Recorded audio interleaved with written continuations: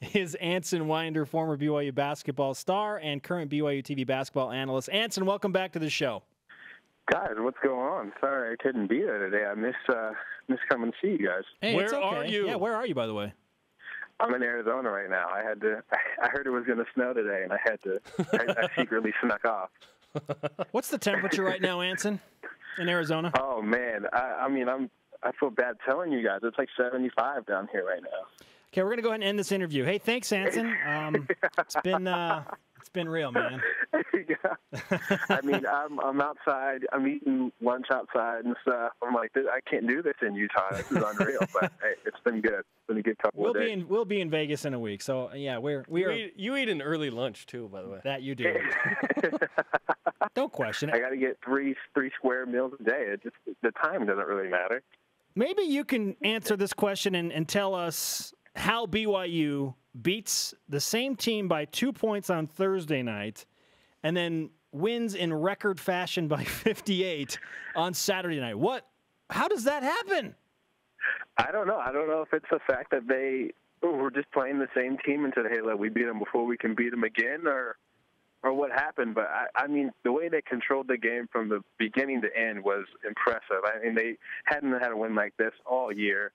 And I think it even surprised Coach Rose a little bit because he said in the interview, this was the best we played all year, and they dominated in every category possible. So it was great to see. The Cougars rely so much on that guard line to score. What did you see from the BYU bigs that's helping? Oh, man, they impacted the game on the defensive end tremendously. You've seen guys come in, alter shots, and rebound, and the way they guarded screens on every level was terrific. I mean, they just impacted the game so much that you know what you're going to get from the guards. You know that, between the guards, you're going to get points, and they're going to make plays on defensive end also. But when you get that contributions from, the bigs on offense and defense, it just shows for a great team. With how much BYU relies on their very good guards, what kind of a role do the BYU bigs need to play, let's say, against Gonzaga this week if they want to win at home? Oh, it'll be identical to what they did this weekend. They're going to have to be physical, try not to foul. It's going to be a physical game, but you're definitely going to have to rebound. You're going to have to alter shots. You're going to have to be physical down low. And you just got to control the paint. You can't let Gonzaga come in and establish presence in the post, which they like to do early. And if you can kind of limit their touches down low and what they do around the rim, I think it'll be a good night for BYU. So in 3 of the last 4, BYU scored 90-plus. The one they didn't was the 2-point win at San Diego. It feels like BYU's peaking, that they're playing good ball, that they're readily good to go for Vegas, I think, or at least for this week. I have to play Portland, Gonzaga, and then go to Vegas. What do you think of how BYU's playing right now? Oh, I think they're playing great. They've figured out how to win games, how to win close games, how to close out games, and that's all that matters coming into this point of the year. You want to play your best basketball in February, March, so you can make deep runs in both tournaments and hopefully get some wins. We know where BYU stands as far as, tournament rankings. You hope that they get in, but to really solidify your position in the tournament, you probably have to go down and win in Vegas. And the fact that they've closed out games the past couple of weeks and established a defensive presence is going to prove dividends in Vegas, I think.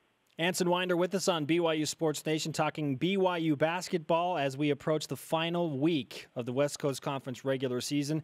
The Cougars hold their own destiny, if you will, at finishing second in the conference. They can do so if they win 2 games at home, regardless of what anybody else does. So with that in mind, Anson, answer our Twitter question today. Where do you think BYU finish in the WCC regular season standings?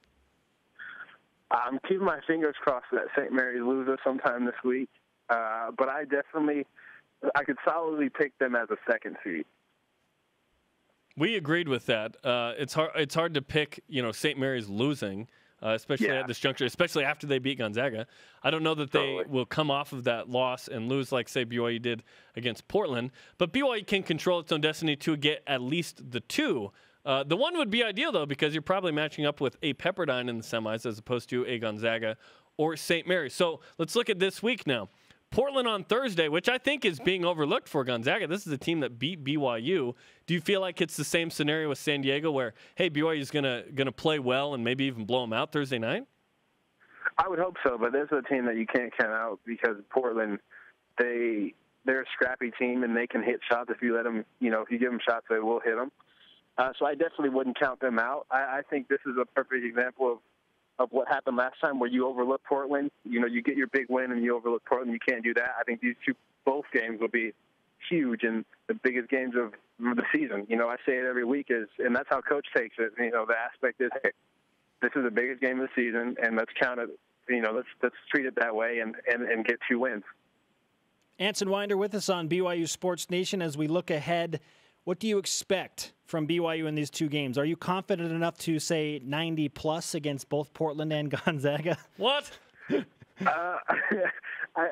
is a lot of points. I know they can't score it, but that was a lot of points. If they can establish that defensive presence early like they did, then yes, I totally would go along with 90 points. But I'd say 80 just to be sure. I'd go with 80. And BYU only needed, I believe, 69 points to win in Spokane on the road. But at home, BYU generally is able to score more. So how do you see these 2 games playing out this week, given the fact that BYU really needs these 2 to lock up good seeding and mojo going into Vegas? I see the level of defensive intensity stepping up, and of course I see BYU hitting shots from the outside.